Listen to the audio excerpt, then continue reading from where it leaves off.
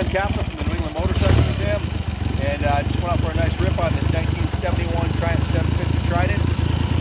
Absolutely gorgeous bike. Kenny, want to take it down the street and do a quick drive-by on it? Give him a ride demo on it first. Up on.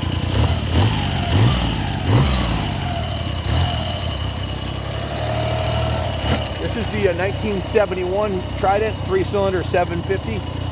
This bike is a 5-speed model. It's really a gorgeous bike. It was from the Dwayne Carlisle collection out of New Hampshire, and back in the 80s when Dwayne was riding this bike a lot, he put a beautiful Imron paint job on it. This is Imron paint, which not many people use anymore, but it's really high-end, super hard black paint. And he chromed the bike out, chromed out the forks, the front brake apparatus, some of the engine covers. And it's totally an absolutely gorgeous bike. The fastest bike Triumph ever made. Speed triple. The last bike that they engineered before they went out of business. And it's a beautiful antique bike. Let me give you a quick riding demo of it.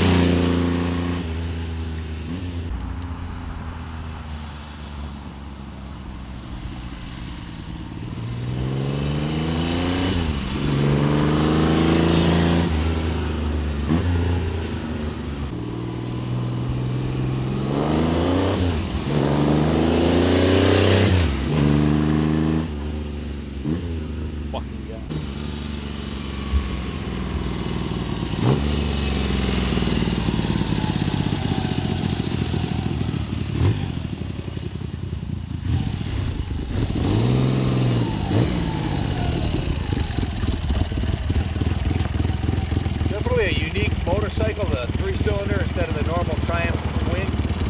It's got a much smoother, faster accelerating engine. And it's definitely a lot faster on the top end. It takes off like a rocket. Matter of fact, they called it the Rocket 3 when they put the same engine in the BSA. This engine was made marketed under the BSA nameplate also.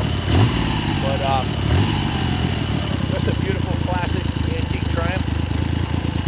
It's 46 years old, coming up on 50 years old, and it's in beautiful condition. We just went through the bike and put brand new tires on it, front and rear. Come on inside, I'll go to the work order with you and tell you what we did to it. Here's this one idle. This is idle on this thing. Come on inside, we'll go over the work order. I'll tell you what we did to the bike.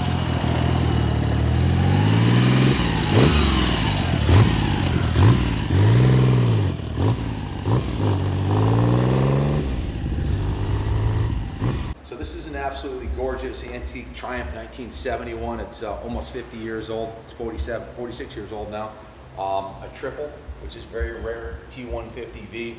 Absolutely gorgeous black Imron paint. A lot of chrome on the bike. Dwayne Carlisle's owned the bike since the late 70s. And the bike's been parked in his heated basement along with a collection of 6 other bikes we bought from him. He's getting up there in years and his wife's getting sick, and he sold all his bikes to us. This was absolutely the nicest one.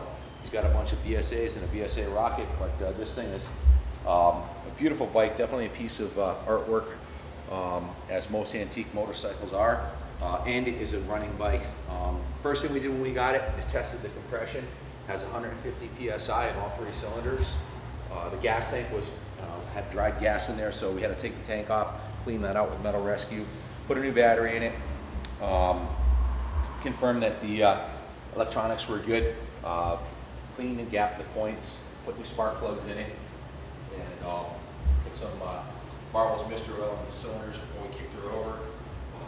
Compression tested a perfect 150 PSI, so we took the carbs off, completely dismantled them, cleaned them in our ultrasonic carb cleaning tank, rinsed out the tank with Metal Rescue, put brand new fuel petcocks on it, brand new fuel lines, rebuilt the carbs, cleaned the air filter, put it back together, put some fresh gas in it, changed the oil, and fired it up. And It runs really good. The bike has got a lot of power, smooth. It's got the original top end on it from 1971. To our knowledge, it's never been rebuilt. It only has 30,000 miles on it. There's a couple gaskets that are leaking on the pushrod tubes. If you're going to do that, you might want to put a gasket kit on the top end, or you can just leave it the way it is. You'll probably be fine for another 40 years if you're not going to have a daily rider. If you're going to ride it every day, we'd recommend new gaskets.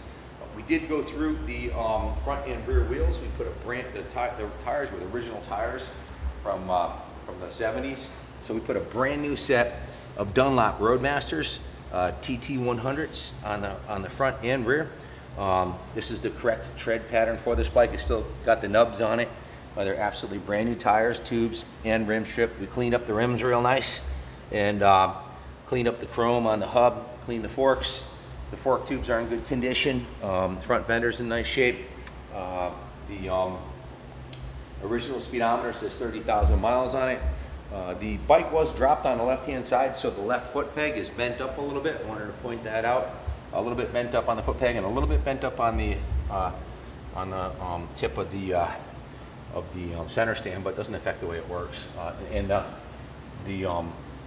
bars are a little bit off center because he did drop it on this side before he had repainted the bike, I believe, because there's no damage on the tank. The tank's beautiful. A couple cracks on the side cover here. A little bit of patina on the motorcycle, on the chain guide here, and the original mufflers have a couple little scuffs in them, but not so 50-year-old motorcycle. It's not brand new. He did chrome the kickstand. The side cover was chromed.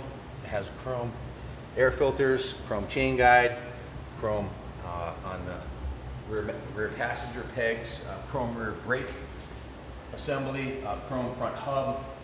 When we had the rear tire off, we removed the tire, cleaned the rim, another brand new top of the line Dunlop Roadmaster TT100 rear tire we put on there, adjusted the chain. We also put brand new brake pads on the rear, so you have brand new brakes and tires on the rear, brand new brake pads and brake pads and tire on the front. So brand new brakes, front and rear, brand new tires, carbs are rebuilt, brand new battery, headlight works, taillight works.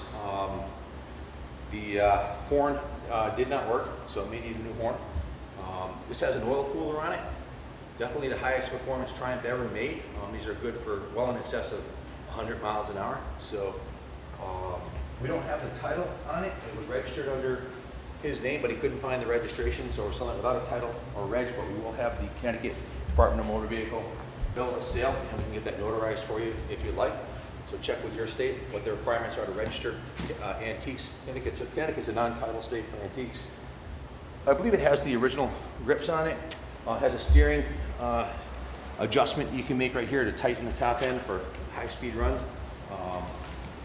Again, Wayne had owned this bike since the 70s, and it was his pride and joy. Fairly low miles. We just put a total of 40 hours labor into the bike, plus the tires and brakes. While the rear wheel was off, we replaced 2 of the spokes also in the rear wheel, so that's 2 brand new spokes in the rear wheel. Not sure which 2 they are, but you can also notice that when Dwayne customized the bike, when he did the black Imron paint job and the custom has custom gold graphics on it, he also chromed the rear hub. So the rear hub, the front hub, the brake backing, a lot of the components on the bike are chromed. It really is a work of art, something you can put in your man room or in your motorcycle museum or in your place of business on display as a testament to the motorcycle as art. It really is that beautiful. I love these old Triumphs. I've been riding Triumphs since I was a kid. I had a 1972 Triumph when I was 15 years old. I had a Triumph 500. I used to ride on the street, but that's another story. But I've loved these bikes since I was a kid, so it brings back memories. So good luck bidding on this bike. This Rocket 3 is going up in value. They've been going up in value for a long time, so they're a good investment. It's an investment quality bike, and it's in running condition, so you can take it from here and go any direction you want with it. So good luck bidding on this bike. God bless England for making these beautiful bikes, and God bless America. Good luck bidding on the bike.